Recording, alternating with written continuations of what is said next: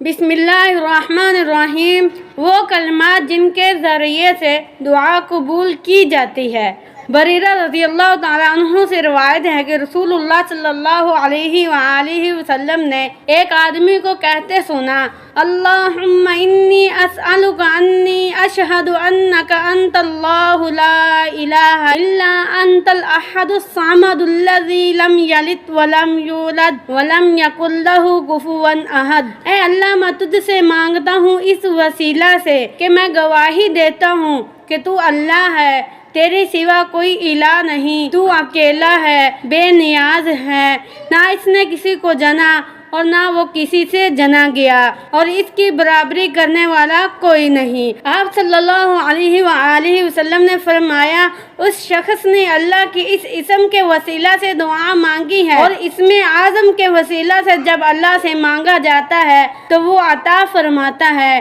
اور جب اس سے دعا کی جاتی ہے تو وہ دعا قبول فرماتا ہے۔ اللہ تعالیٰ سے دعا ہے کہ اللہ تعالیٰ ہمیں بھی مانگنے کی توفیق عطا فرمائے، آمین۔